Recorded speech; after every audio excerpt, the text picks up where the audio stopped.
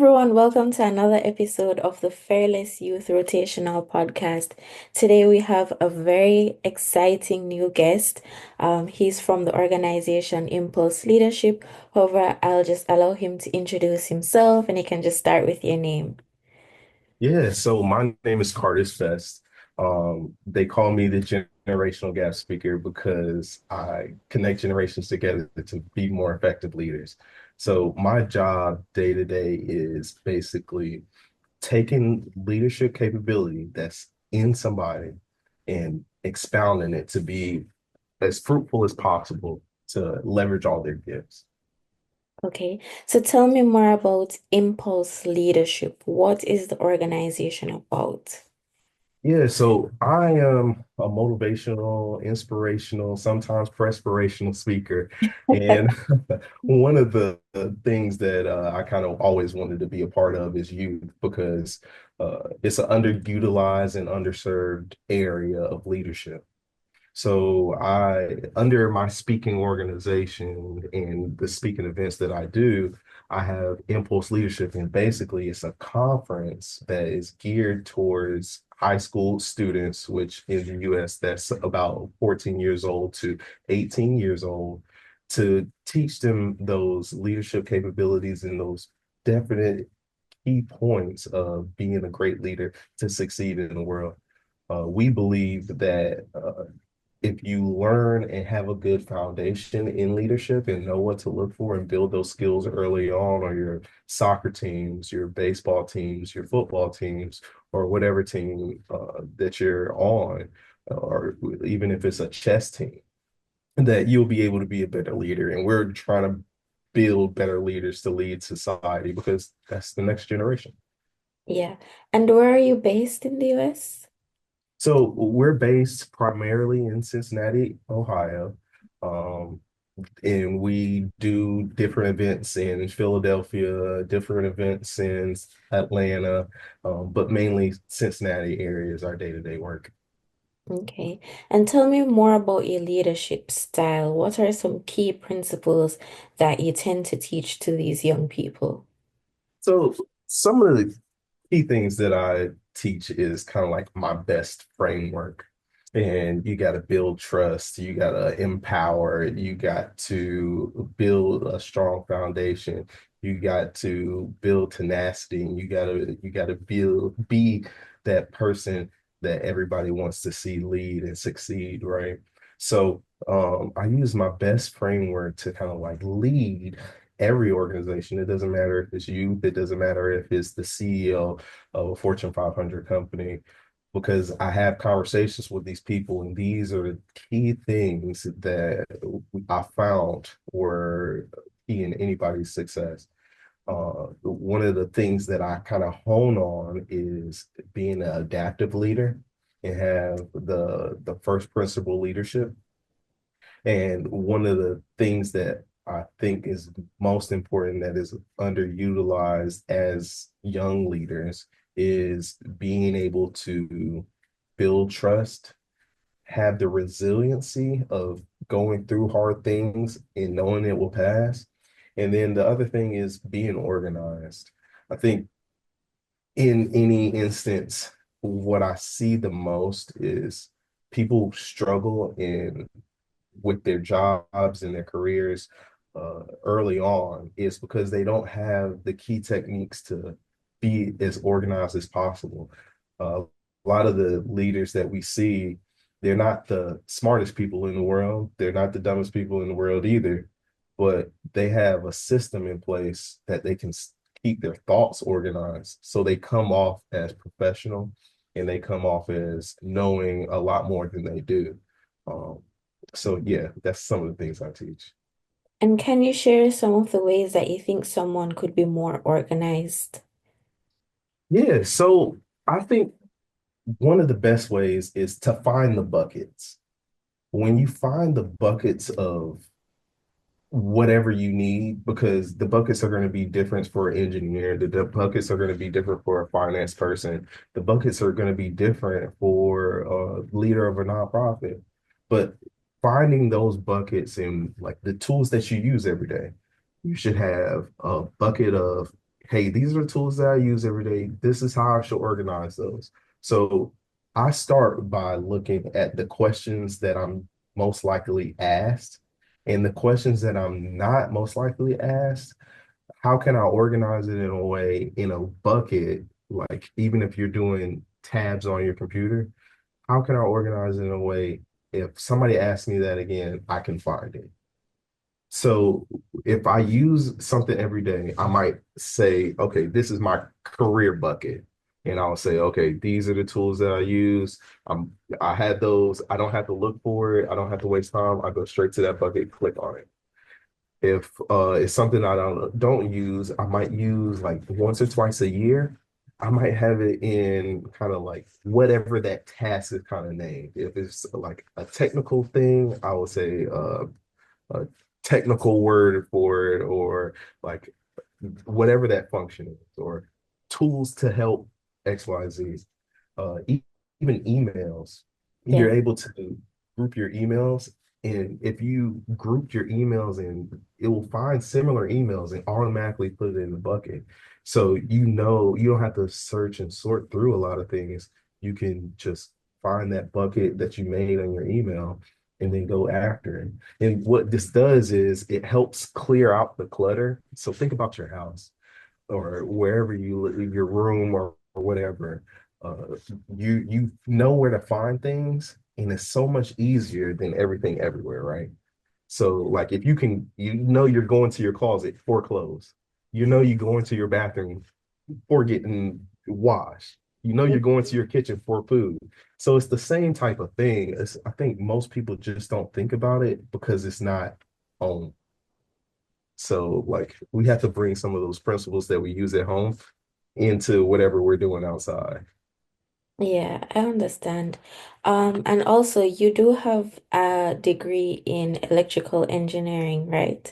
So tell me more about that. Has that assisted you anyway in what you're currently doing? Yeah, so I think it gives me an opportunity to communicate with a group of people on a different level than I would have if I did do engineering. So we all know, like, by kind of what you choose that career in, they have different tendencies. So like the people that do engineering kind of have a certain way of working, a certain way they like to do things. Somebody that does business kind of looks a little bit different than somebody and thinks a little bit different because of the work they're doing. But yeah, I think it kind of like unlifted the veil and kind of like enabled me to communicate with different types of people. Early on, I always wanted to be able to communicate with as many people at their level as possible. So when I was in high school, I was a part of the football team. I was on the track team. I was also on the chess club. So I was always in drama. So like I had to communicate with different people in different styles early on. So I kind of always wanted to do that, and engineering was kind of the thing that I like to do because I was good at math and science, and it actually helped me to think critically and think in a different way than most people would think. Uh, Sometimes good, sometimes bad. You can ask the people that work with me if it's good or bad. Okay. Yeah, I do think that's key. I think that engaging with different perspectives and different types of people who view things in a different way makes you more adaptable. So that's very interesting. And I also wanted to touch on the fact that you're a senator for the National Society of Black Engineers. To tell me more about your duties and how is it managing such brilliant minds? Yeah, so when I was in college, I went to Tuskegee University to get my electrical engineering degree, and that's a HBCU here in the United States. And it was very interesting to be able to see so many.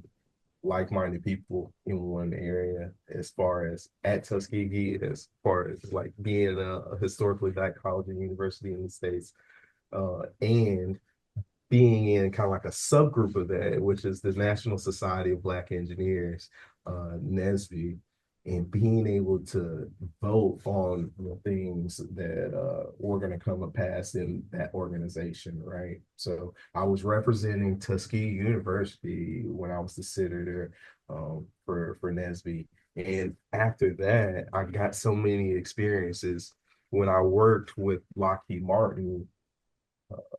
I was able to be the senator of our corporate group.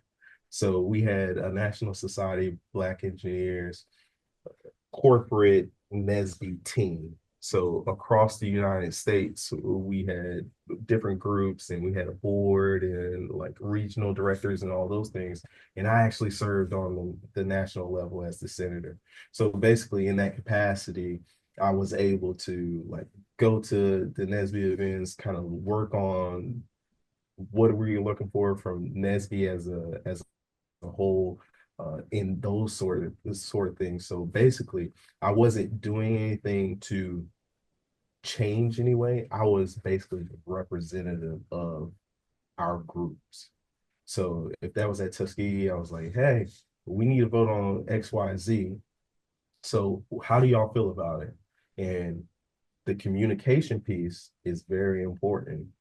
The communication that I had to have to get our point across and to also talk to other people that I wanted to say, like, hey, I think this group should look at it this way, and this is how we should vote this way as a whole, because this is where our end goal is. So how do we get to our end goal? By doing A, B, C, and then we can get further down the alphabet. Yeah, that's really interesting. So what are some key challenges you've seen Black youth face within the US during your mentorship training programs?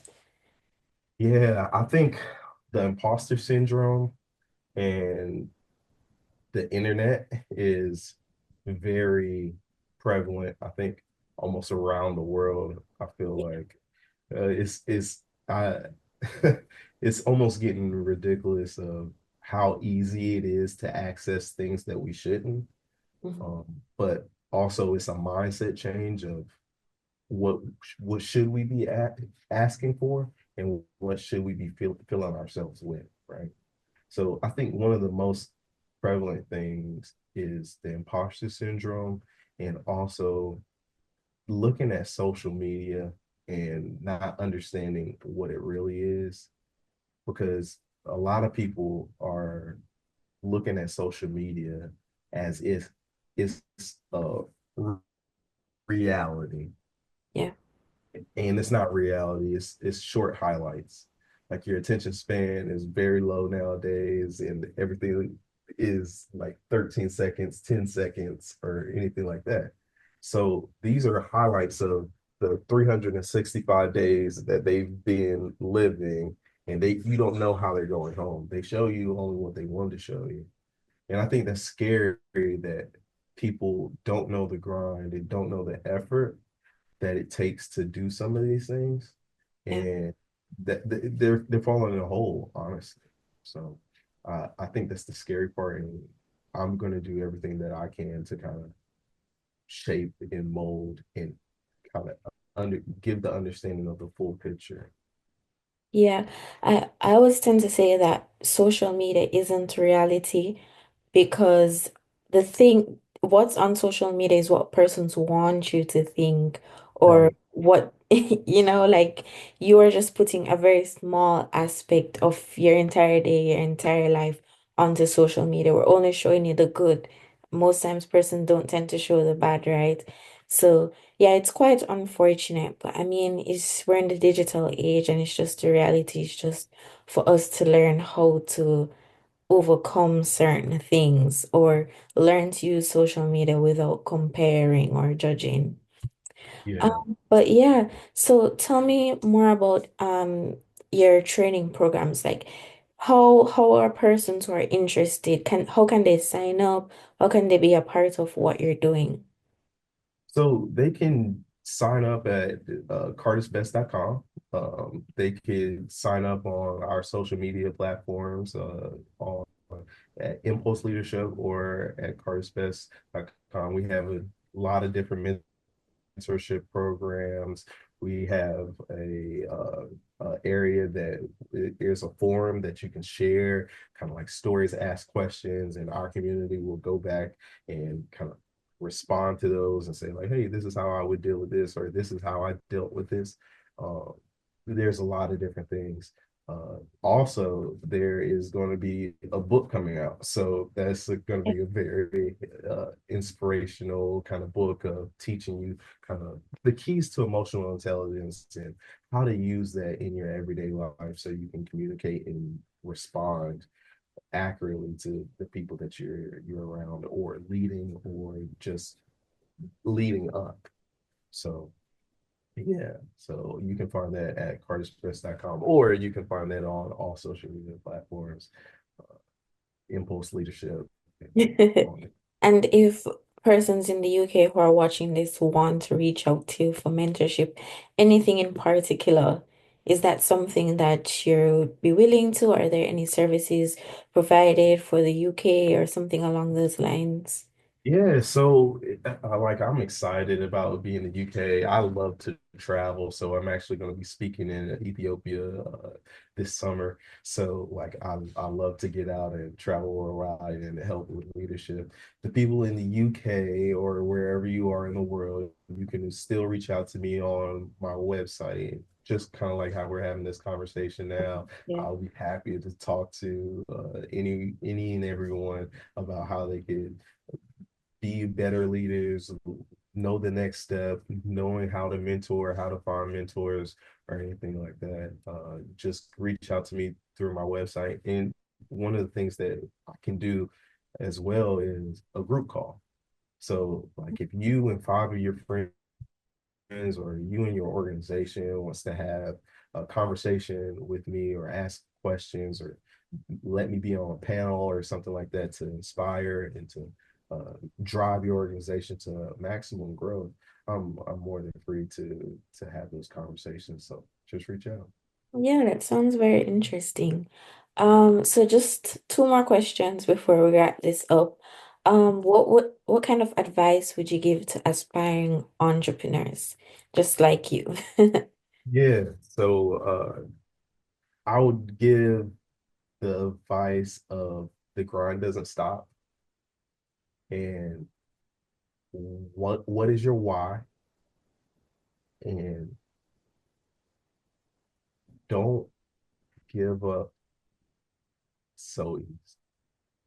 The easy part is to give up.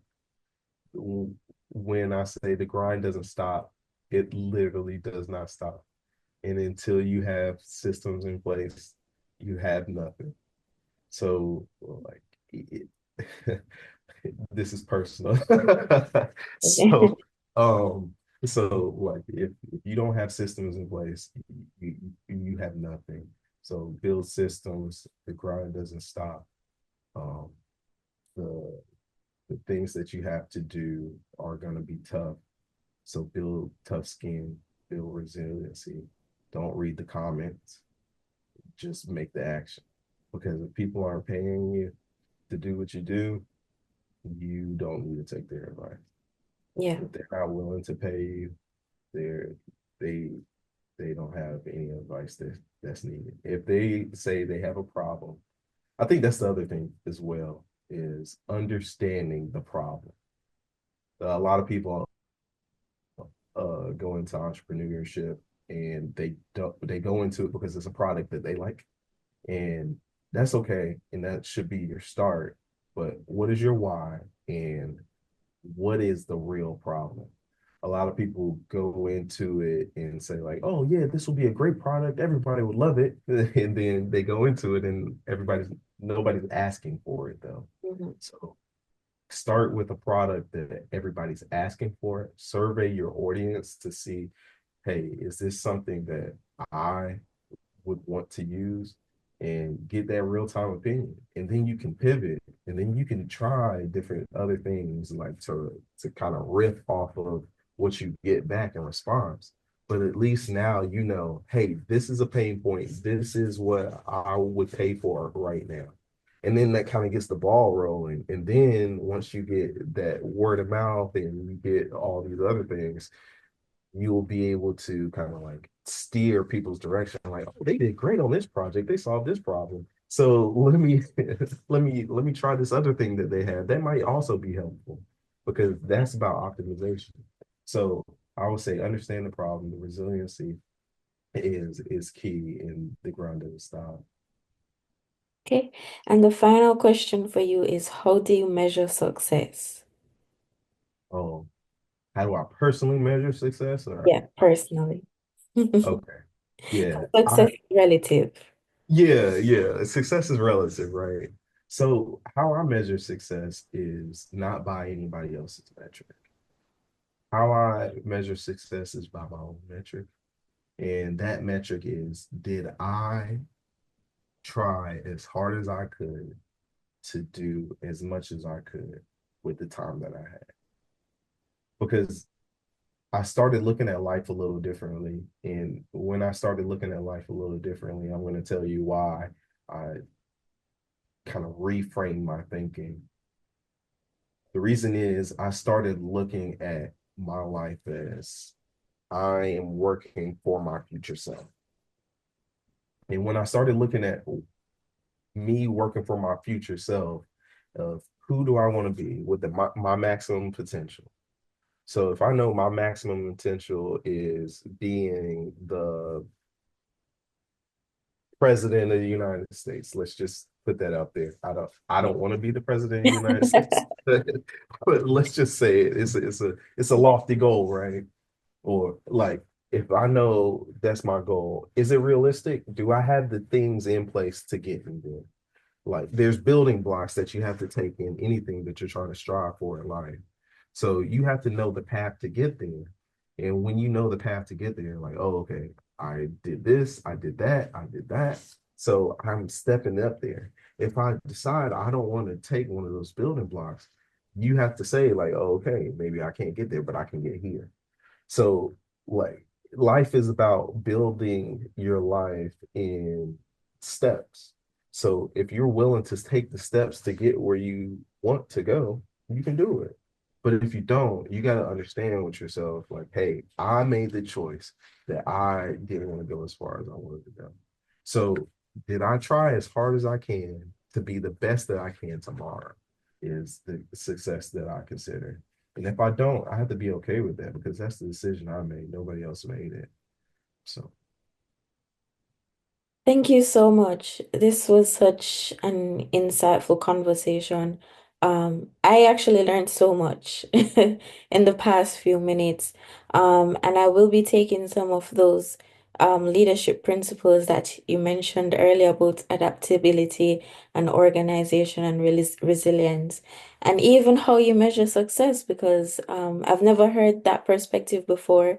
And it was really insightful. Thank you so much for joining us. thank you for having me. I love the work that you all are doing, and please keep serving underserved communities because if you don't do it, who will? That's the thing that I definitely believe in.